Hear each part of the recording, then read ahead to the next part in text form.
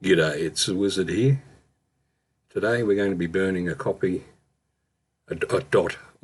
file for Lubuntu Linux using Etcher to a USB stick.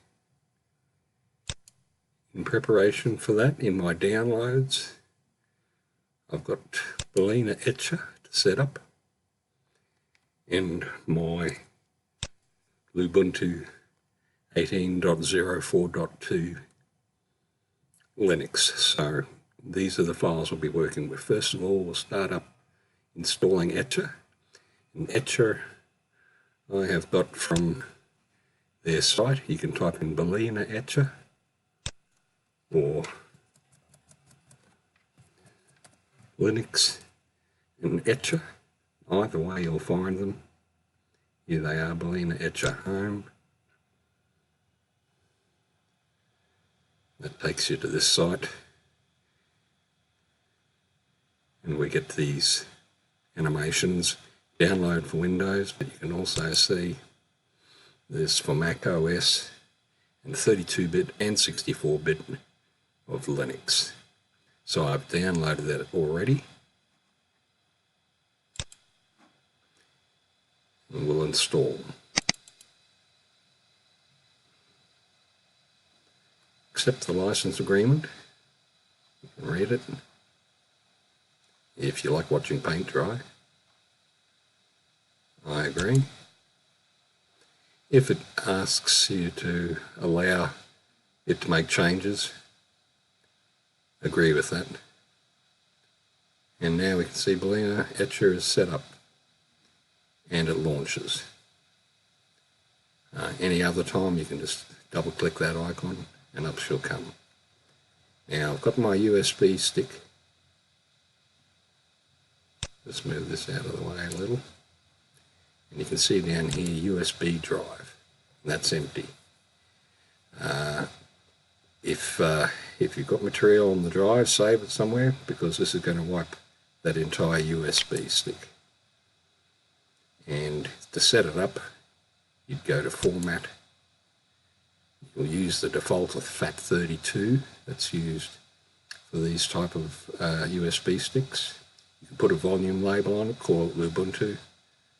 And I always uncheck the quick format and get it to do a full format. It takes a minute or two longer, but I find it's better for making sure that the USB stick is totally clear before we burn to it. So I've already done that in advance. And now we're going to burn to the stick. We'll select the image. It's in downloads. And here it is, Lubuntu. I can double click that, or I can open.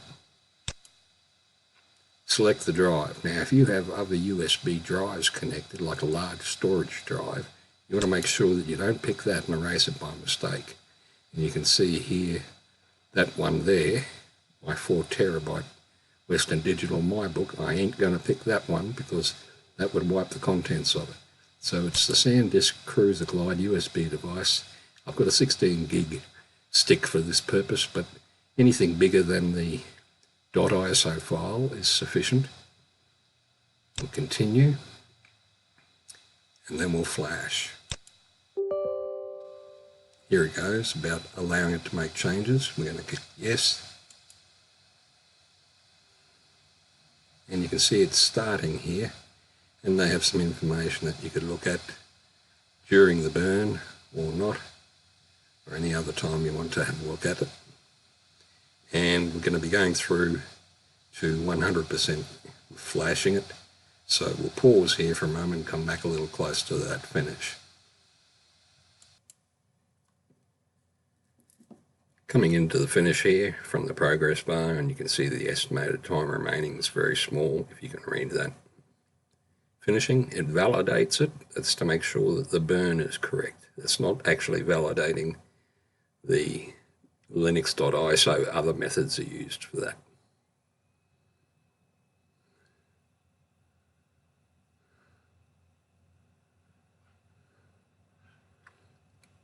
This whole process has taken me maybe between 3 and 5 minutes, depending on the size of the .iso. So it's not a long time to get a good job done. I've had some success with Etcher. There we go. If we were going to flash another, we could do swaps with the USB sticks, but I don't need to do anything further with that. We've got one successful device.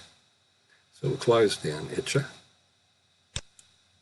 Take a quick look again in that file manager. Excuse me.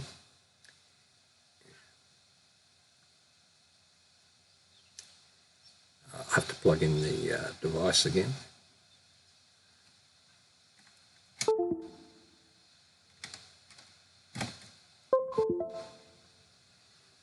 Okay, we've got our USB drive H here, and we can see what appears to be only one folder, which is for the extensible firmware interface. EFI is a term you'll see a lot of modern computers, and in particular Linux. But that burn's been successful, and we should be able to use this stick now to install our Lubuntu. So in the next video, we'll be back with that. Bye for now.